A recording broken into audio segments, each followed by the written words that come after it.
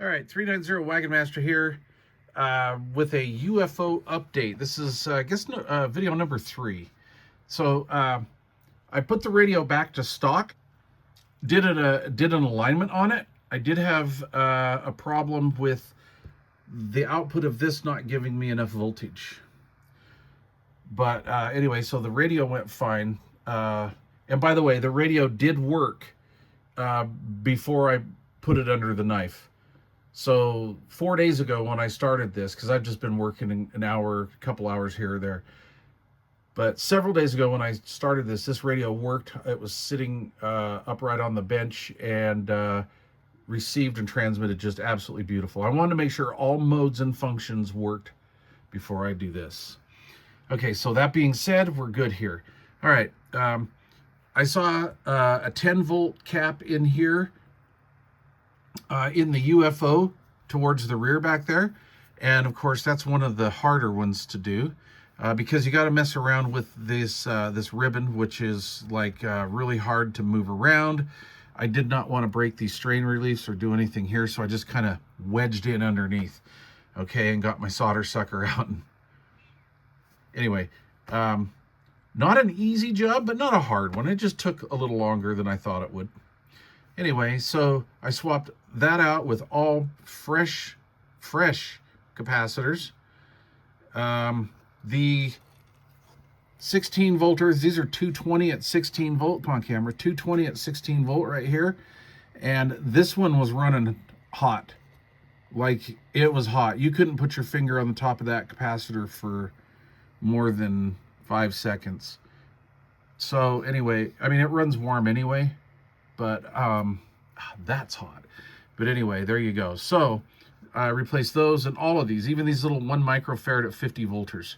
I've never seen any of these go bad, but you never know. I've had more problems with the 10 volters than anything. So I'm not a technician. I'm simply a part swapper / kind of a hobbyist. All right. So I've kept most of my gear alive, all but just a couple. And I've helped a few people out, a few friends out with, well, I guess repairs. But one thing I've noticed over actually about the last 2 decades, these 10 volt caps that are in a lot of radios, Unidens especially. But anyway, like your Jacksons, Grants, 148, stuff like that. And I've seen so many problems rise because of the bad 10 volt caps. So generally, my rule of thumb is if I see a radio that's giving me problems, first thing I do literally is I just swap out and I get rid of all the 10 volt caps. Try it again. And a lot of times they come back to life. So at that point, then I'll think, then I know it's like, okay, the radio's fixed. So what I need to do now is check all modes and functions and get it, make sure everything's cool. And if it runs fine and everything, I still go through and just redo the rest of the caps because sometimes that's just the way it is. Now, I've done things on my own radios, like I've only replaced the 10 volt caps and never done the other ones and haven't had any problems. However, if you're doing it for a buddy or something, you just want to get them all done, right? Just do it. It's no big deal. You get the hang of it after a while. Anyway, so that being said, here's what's happening now. The radio receives wonderfully. All right, 1, 2. Well, hold on. I have that one on sideband. Seeing as that one's on sideband, let's do this real quick. This is on lower side, channel 18, or 19, I should say, and the Super Star is on lower side. So here's what this thing sounds like. 1, 2, 3, 1, 2, 3, 1, 2, 3, 1, 2, 3, 1, 2, 3. That's what it sounds like. It's terrible. Terrible. Now, if I turn up the mic gain, it's even worse. 1, 2, 3, 1, 2, 3, 1, 2, 3. Okay? Listen to the receiver. Let me turn this down here. Okay? Here's the Cobra. Well, here's the receiver on the Cobra. So sideband's okay. Let's go back to AM. Let's turn up the volume a little bit. Okay, 1, 2, 3, 1, 2, 3. 1, 2, 3. No problemo. 1, 2, 3. It's the transmit section in it that that the UFO's affecting. So I really don't know where to go beyond this. I just don't know. I mean, my gut's telling me give up before you screw something up. How do I ever listen to that? No. So here's what I'm thinking of doing. Let me turn this radio doesn't like my cell phone. Gee, I wonder why. Anyway, I'm going to take this tried and true DIGI SCAN DS400 and hook up to this, which was the original device I was going to install on this anyway, but I fell in love with this little gem. This is just a cool little rig. You know, you just push it and it scans up in 5 and down in 5 kc steps, and then you push it in again and it goes fast. So you can go slow and push it in more. So it's like a 2-stage push button. So like you just push it softly, it's just a normal push button. You push it in all the way and it goes into a faster scan mode, and then, you know, back to the home channel. I think that thing's so cool. Anyway, let's see if I can get the DIGI SCAN to work. Just, I don't know, in case I did something to that. I don't know. I just want to see. Let's try it. Okay, so this is a little over 2 hours later. I took a break, but basically what I did is I took the Super Star UFO out of the radio, so I yarded that out. That took about 15 minutes, maybe less. And then I prepped this for installation. Took a few minutes. You got to clear all the dip switches. These are the programming switches. And then I physically wired it in, and it's kind of a hodgepodge thing at the moment. It's not, because I've been testing, so that's the way that is. But anyway, it's all wired up, and before you turn these on, you have to program the dip switches before you turn it on. So I went over here to my trusty installation manual, and I looked up number 5, which is the programming sequence for this, and it is different from the 8719s. I had somebody comment on the other one, hey, on one of my other videos on this, like, that's the same thing as the Washington and the Grant. It's like, no, it's not. The Cobra 2000s, and I believe the Madison, has the 11.3258 crystal in it. All the other ones are the 11.1125s. So there's different dip switch programming for that. Okay, so anyway, I did that, and I know this to be true because I just today took this off of my Robin and in working order. So I know that's a working device. So I go and I program these dip switches the way that the instructions say, right? And I go and I fire it up, and it's like 5 kcs off. This was reading 1 frequency. This was reading, I think, 5 kcs higher. Yeah, it was either higher or lower. I forget now. And so we can't have that. Now, just one thing, I have not made any changes to anything, any alignment adjustments or anything. I didn't mess with the clarifier. I didn't do anything from when I took that off. So I basically took that out and literally soldered this in the exact same places, because the installation is the same. It's the same for both units. So I install it. I program these dip switches right to that. I turn it on. It's off frequency. I'm like, what the hell, right? So I'm spending a lot of time. I spent another half hour just, making sure everything's cool, trying to figure everything out, checking all my test points and everything. And I could not figure it out. It was just driving me nuts. So I had to walk away for a while. So I come back and I'm thinking, I've noticed this a couple times on the instruction manual, but why they're giving us kind of a rough explanation of what these dip switches actually do. So I'm like, okay, this may be interesting. So I found out that this and this don't jive for this particular radio. So I don't know if this is a different revision in here, or if somebody's modified this, or I'm not really sure. It doesn't look like it's ever been touched. And anyway, I went and I flipped the dip switches. I turned the ones that were supposed to be off. I turned them on. I turned the one that was supposed to be on to off. And voila. Now I'm 100 cycles off. So I'm going to get to that in just a second. All right. So it works.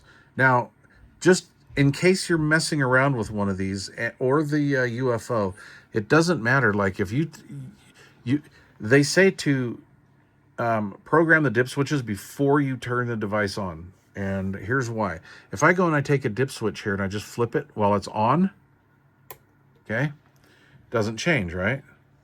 Right? When I turn the radio off,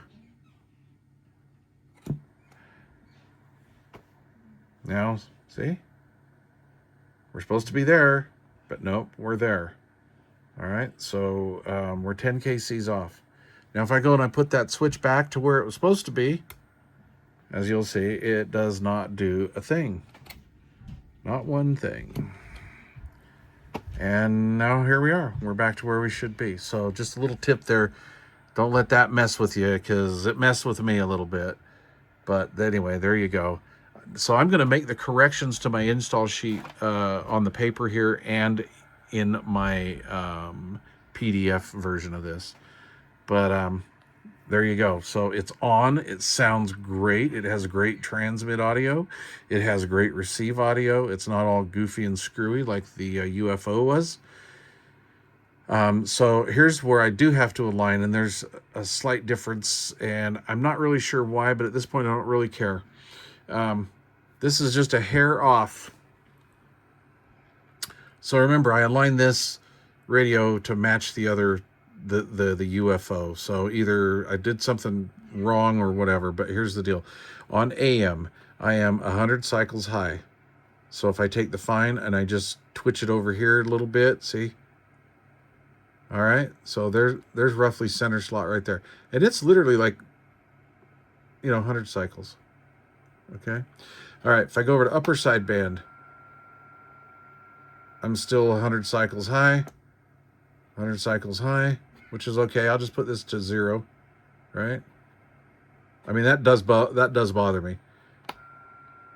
And this to 0. So upper and AM are the same. Lower side is a full KC off.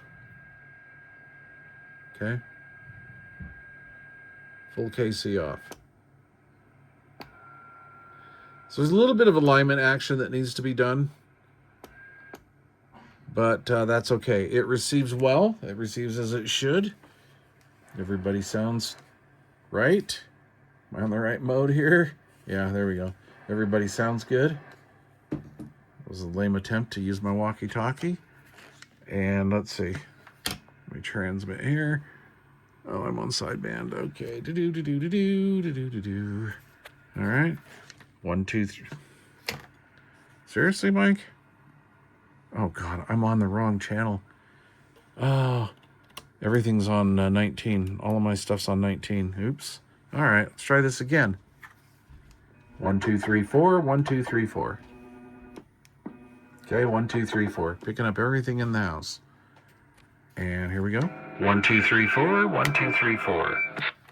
And I have the sideband radio on here too. So what are we on here? 1, 2, 3, 4. Let me get down to frequency. 185 0. See what I'm saying? Know what I'm saying right there? 1, 2, 3, 4. 1, 2, 3, 4. Let me turn the walkie-talkie off. That doesn't sound too good. 1, 2, 3, 4. 1, 2, 3, 4. So much better than the other. So yeah, the other, the Super Star was putting out like a, I don't know, 3 or 4 kc wide signal that was just all garbled and gibberish. And the AM was dirty. It was terrible. And I could never get it right. And that's why I decided to try this, just to make sure that I didn't have a radio issue, even though I was pretty much 100% sure I didn't in the first place, because I used this radio up until I took the lids off. So anyway, it's the UFO. Now, what am I going to do with the Super Star UFO? I have no freaking idea. I'm into the thing like $87. the eBay seller will take it back, free shipping, blah, blah, blah. And again, I think I've said this before, I don't usually do that. I usually buy on eBay with the intent that it's got a 50-50 chance of it working anyway. And that would kind of be a Jones if I did that, because I did swap out all them caps. And yeah, it's not going to fly. I don't want to do that to nobody. So I'm stuck with this Super Star UFO POS, the POS model. So I don't know what I'm going to do with it. I guess put it away until another project comes along. I may try to put it on another radio. I might try to put it actually over back on my Robin here, because it's an 858, and then see if I can troubleshoot that and get into it. Maybe next winter. All right, so thanks for watching this video. It's gone on quite long. Sorry about that. And the next video, or let's say part 4, will hopefully be this thing all fixed and reassembled and looking good.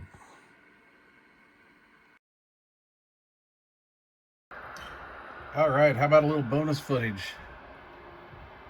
So I went and made dinner and then came back and figured I'd give her an alignment. So here's what we've got here. Clarifiers, coarse and fine, straight up, dirty radio, don't judge. AM, on frequency. Lower sideband, on frequency. Upper sideband, on frequency. That's a win-win situation, boys.